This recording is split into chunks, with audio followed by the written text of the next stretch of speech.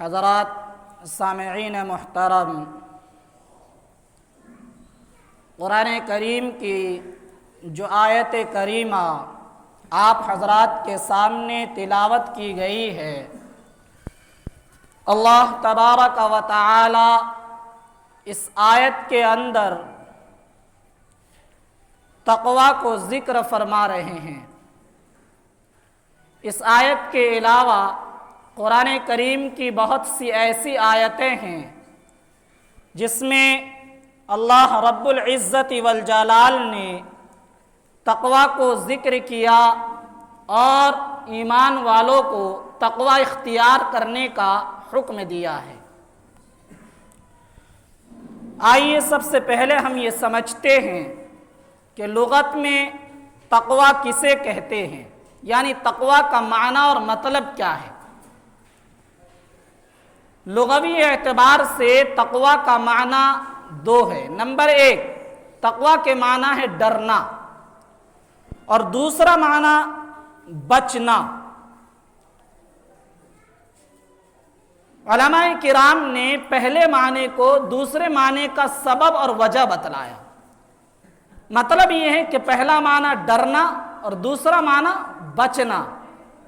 پہلا معنی سبب ہے، اب مطلب یہ ہو جائے گا کہ اللہ کے خوف کی وجہ سے، اللہ کے ڈر کی وجہ سے منکرات سے، گناہوں سے بچنا، اسے تقوی کہتے ہیں۔ یہ تو لغوی اعتبار سے ہوا۔ شریعت کی اصطلاح میں تقوی کسے کہتے ہیں؟ مرقات، یہ مشکات کی شرح ہے عربی میں، اس میں تقوی کا جو شرعی معنی بیان کیا گیا وہ یہ ہے، امتثال الاوامر واجتناب النواہی، کہ اللہ تبارک و تعالی نے جن کاموں کو کرنے کا حکم دیا، جو اوامر ہے، ان احکام کو بجا لانا، احکام خداوندی کی اطاعت و فرما برداری کرنا، اور جو منکرات ہیں، جو نواہی ہیں، جو گناہ ہیں، جو معاصی ہیں، ان سے اپنے آپ کو دور رکھنا، اپنے آپ کو ان چیزوں سے بچانا، اس کا نام تقوی ہے۔ خلاصہ کلام یہ ہوا کہ اللہ نے جن کاموں کو کرنے کا حکم دیا ان کو کرنا۔ نماز پڑھنے کا اللہ کا حکم ہے، نماز پڑھا جائے۔ نماز چھوڑنے سے بچنا، روزہ چھوڑنے سے بچنا، زکوٰۃ چھوڑنے سے بچنا، اور دیگر جو اللہ کے احکام ہیں ان احکام کو ترک کرنے سے بچنا، چھوڑنے سے بچنا۔ اور اللہ تعالیٰ نے جن کاموں کے کرنے سے منع کیا، جو منکرات ہیں، جو گناہ ہیں، ان کاموں کے کرنے سے بچنا، اسی کا نام تقوی ہے۔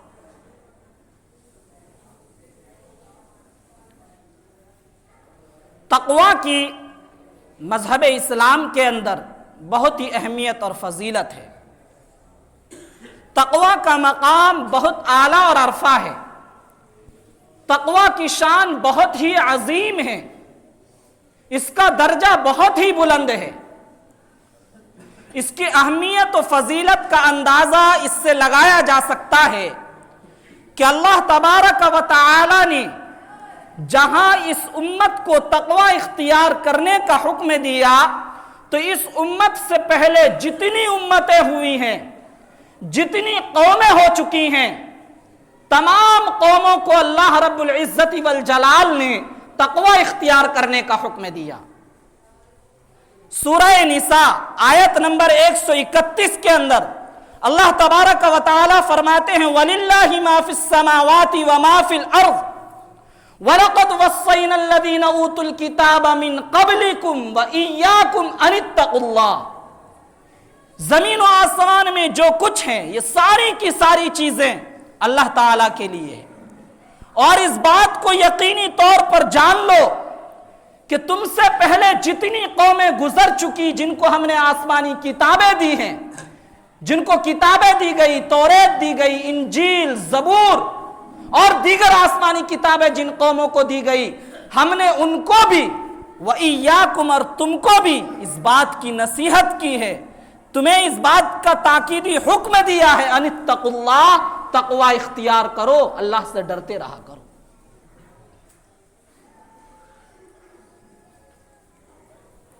ایک دوسری آیت میں اللہ رب العزت والجلال کا ارشاد ہے، یا ایھا الذین آمنوا اتقوا اللہ حق تقاتہ ولا تموتن الا وانتم مسلمون، اے ایمان والو اللہ سے ڈرتے رہا کرو جیسا کہ اللہ سے ڈرنے کا حق ہے۔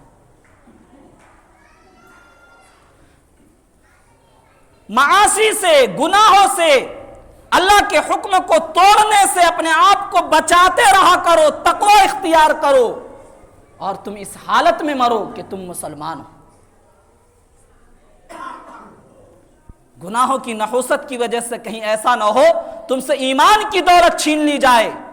ایمان جو ایک عظیم دولت ہے، اللہ تبارک و تعالی کی طرف سے ایک بڑی نعمت ہے، اس کی قدر کرو، اور قدر اسی میں ہے کہ اللہ تبارک و تعالی نے جن کاموں کو کرنے کا حکم دیا ہے ان کاموں کو کرو، اور جن کاموں سے بچنے کا حکم دیا ہے ان کاموں سے بچو۔ اگر تم نے اپنے ایمان کی قدر نہیں کی، ہو سکتا ہے تم سے تمہارا ایمان چھین لیا جائے۔ وَلَا تَمُوتُنَّ إِلَّا وَأَنْتُمْ مُسْلِمُونَ، تمہیں موت اس حالت میں آئے کہ تم مسلمان رہو۔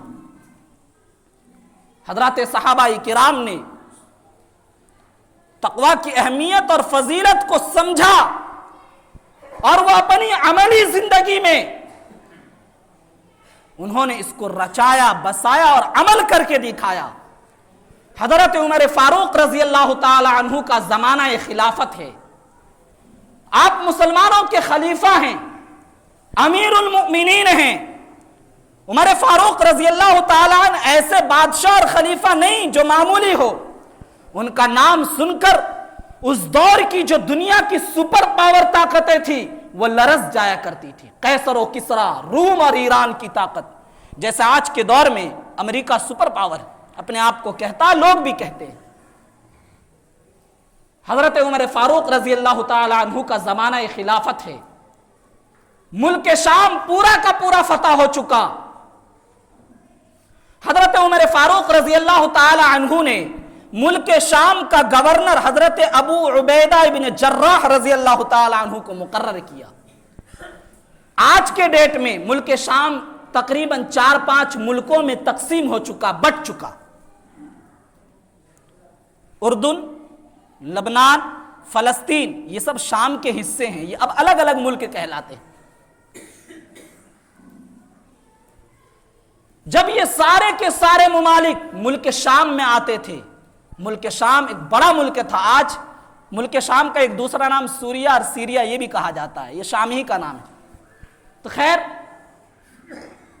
اس زمانے میں جب ملک شام 5 چھوٹے چھوٹے ملکوں میں نہیں بٹا تھا، ایک بڑا ملک تھا، اس زمانے میں حضرت ابو عبیدہ ابن جراح کو حضرت عمر فاروق رضی اللہ تعالی عنہ نے وہاں کا گورنر مقرر کیا۔ اور ملک شام اسلامی اس دور میں جتنے ممالک تھے، ترقی کے لحاظ سے سب سے اہمیت اور فضیلت والا ملک سمجھا جاتا تھا، ترقی کے لحاظ سے، دنیاوی ترقی کے لحاظ سے، کیونکہ ملک شام کی مٹی بڑی زرخیز تھی، وہاں پیداوار، پھل فروٹ، غلے وغیرہ کی پیداوار بہت شاندار ہوتی تھی، اور آج بھی ملک شام کی زمین بڑی زرخیز ہے، وہاں کی پیداوار بہت شاندار ہے۔ حضرت عمر فاروق رضی اللہ تعالی عنہ نے ان کو گورنر مقرر کر دیا، وہ وہاں ملک شام میں رہنے لگے۔ ایک دن حضرت عمر فاروق رضی اللہ تعالی عنہ نے یہ سوچا کہ ملک شام کا تھوڑا دورہ تو کروں، دیکھ کے تو آؤں کیا نظام کیسا چل رہا ہے۔ چنانچہ خلیفہ وقت ملک شام تشریف لے جاتے ہیں، حضرت ابو عبیدہ ابن جراح رضی اللہ تعالی عنہ گورنر ہیں، ان سے ملاقات ہوتی ہے، سارے نظام کو دیکھتے ہیں سب کچھ ٹھیک چل رہا ہے۔ حضرت ابو عبیدہ ابن جراح رضی اللہ تعالی عنہ سے امیر المؤمنین حضرت عمر فاروق رضی اللہ تعالیٰ عنہ کہتے ہیں ابو عبیدہ میرے بھائی میں تیرا گھر دیکھنا چاہتا ہوں. شاید حضرت عمر فاروق رضی اللہ تعالیٰ عنہ کو یہ خیال آیا ہو کہ ملک شام ایک ترقی یافتہ ملک ہے، اس ملک کے رہنے والے باشندے یہاں کے لوگوں کو مالی فراوانی، مالوں کی زیادتی حاصل ہے، اور ابو عبیدہ یہاں کے گورنر ہیں، تو مال و دولت کی وجہ سے انہوں نے اپنا شاندار محل بنا لیا ہوگا. اور ملک شام میں روم کی تہذیب کا غلبہ تھا، روم والے شاندار شاندار محل بنایا کرتے تھے.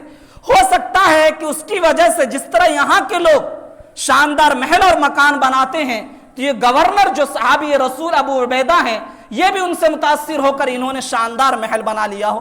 ذرا دیکھو تو صحیح ہمارے گورنر صاحب کا کیا حال ہے. حضرت ابو عبیدہ ابن جراح رضی اللہ تعالی عنہ نے عرض کیا یا امیر المؤمنین آپ کو میرا گھر دیکھنے کی ضرورت نہیں ہے. حضرت عمر فاروق رضی اللہ تعالیٰ عنہ نے پھر کہا کہ بھائی میں آپ کا گھر دیکھنا چاہتا ہوں.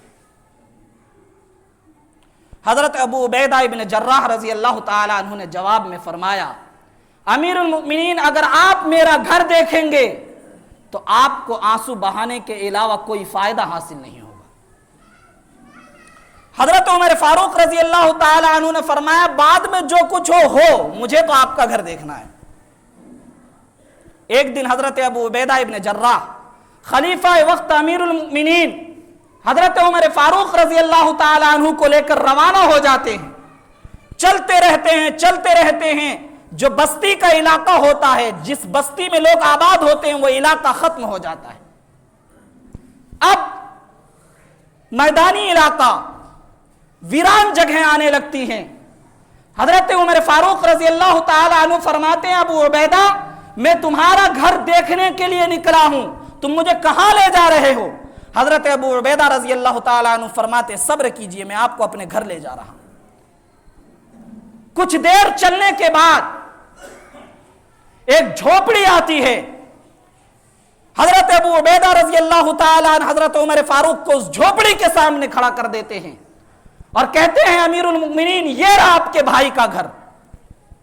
حضرت عمر فاروق رضی اللہ تعالیٰ عنہ کی نظر جب اس جھوپڑی پر پڑتی ہے وہ حیرت میں پڑ جاتے ہیں کہ وقت کے گورنر ہیں، ترقی یافتہ ملک کے گورنر ہیں، جہاں کے عام لوگ بھی ترقی کر رہے ہیں، لیکن گورنر کے گھر کا یہ حال ہے. اپنے دل کو تسلی دیتے ہوئے اس جھوپڑی کے اندر داخل ہوتے ہیں. چاروں طرف نگاہ دوڑاتے ہیں. ایک مسلح کے علاوہ جو اس جھوپڑی کے اندر بچھا ہوتا ہے کوئی اور چیز نظر نہیں آتی. حضرت عمر فاروق رضی اللہ تعالیٰ عنہ کی حیرت کی انتہا نہیں رہتی. یہ کیا؟ پوچھتے ہیں بھائی تمہاری زندگی کیسے گزر رہی ہے؟ زندگی کے اور اسباب، زندگی کے اور سامان کہاں ہیں؟ حضرت ابو عبیدہ رضی اللہ تعالیٰ عنہ دو چار قدم آگے بڑھتے ہیں. ایک طاق کے اندر ایک پیالی رکھی ہوتی ہے اسے اٹھا کر لاتے ہیں اور خلیفہ وقت کے سامنے پیش کر دیتے ہیں. اس پیالی کے اندر پانی ہوتا ہے جس کے اندر روٹی بھگوئی ہوئی ہوتی ہے. حضرت ابو عبیدہ رضی اللہ تعالیٰ عنہ جب وہ پیالہ حضرت عمر فاروق کے سامنے پیش کرتے ہیں تو خلیفہ وقت امیر المؤمنین کی آنکھوں سے آنسو بہنے لگتے ہیں. حضرت ابو عبیدہ کہتے ہیں امیر المؤمنین ابھی آنسو روک لیجئے. آپ نے اتنے بڑے ملک کا مجھے گورنر بنایا تاکہ میں بہتر سے بہتر انداز میں اس کے نظام کو چلاؤں. نظام چلانے کی ذمہ داری اتنی بڑی ہے کہ اس کی وجہ سے مجھے اتنا وقت بھی نہیں ملتا کہ میں کھانا بنا سکوں. اس لیے میں یہ کرتا ہوں کہ ملک کے کسی گھر سے ایک ہفتے کی روٹی بنوا لیتا ہوں، پھر پانی میں بھگو کر ایک ہفتے تک اس روٹی کو کھایا کرتا ہوں. حضرت عمر فاروق رضی اللہ تعالیٰ عنہ یہ سنتے ہیں، رونے لگتے ہیں، بے ساختہ آنکھوں سے آنسو بہنے لگتے ہیں. پھر بھی پوچھتے ہیں بھائی زندگی کے اور سامان کہاں ہے؟ حضرت ابو عبیدہ ابن جراح رضی اللہ تعالیٰ عنہ فرماتے ہیں یہ سامان میرے لیے اتنا ہے جو قبر تک کی زندگی گزارنے کے لیے کافی ہے. میرے بھائیو یہ ابو عبیدہ کون ہے؟ کوئی معمولی آدمی نہیں ہے، کوئی عام آدمی نہیں ہے، ملک شام کے گورنر ہیں، اور اس ملک کے گورنر ہیں جو ترقی یافتہ ملک ہے اس دور کا، جہاں عام لوگوں کے پاس بھی مال کی فراوانی ہے، لیکن اس کے باوجود سادگی کی زندگی گزار رہے ہیں۔ یہ کس کا اثر تھا؟ نبی کریم صلی اللہ علیہ وسلم کی صحبت کا رنگ تھا۔ پھر خلیفہ وقت نے ان سے کیا کہا کہ ابو عبیدہ تمہارے علاوہ اور جو دوسرے لوگ ہیں میں سب میں تبدیلی دیکھ رہا ہوں، اور میں تمہیں وہی ابو عبیدہ پا رہا ہوں جو ابو عبیدہ نبی کریم صلی اللہ علیہ وسلم کے زمانے میں تھے۔ کوئی تبدیلی نہیں آئی، کوئی بدلاؤ نہیں آیا، کوئی چینجنگ نہیں آئی۔ نبی کی صحبت کا رنگ حضرت ابو عبیدہ رضی اللہ تعالیٰ عنہ کی شخصیت پر ایسا تھا۔ تو میرے بھائیوں، اس واقعے کے اندر ہمارے اور آپ کے لیے حکم یہ ہے کہ ہمیں بھی تقوی کی زندگی اختیار کرنی چاہیے۔ انسان اللہ کے حکم کو توڑتا ہے مال کے حرص میں، دولت کی حرص میں، ایک دوسرے سے آگے بڑھنے کی ریس میں۔ حلال کمائے تو ضرورت کے بقدر تو حلال بھی ہو جاتا ہے، مل جاتا ہے۔ جب ہم ریس کی زندگی گزارتے ہیں تب راستے سے بہک جاتے ہیں۔ ہمیں حلال کمانے کی فکر کرنی چاہیے، زیادہ سے زیادہ کمائیں، حلال کمائیں، نماز کی پابندی کے ساتھ کمائیں، اللہ کے حکام کی پابندی کے ساتھ کمائیں، اور جو منکرات ہیں انہیں چھوڑ کر کمائیں۔ اللہ تبارک و تعالی ہمیں بھی اور آپ کو بھی عمل کی توفیق عطا فرمائے، آمین۔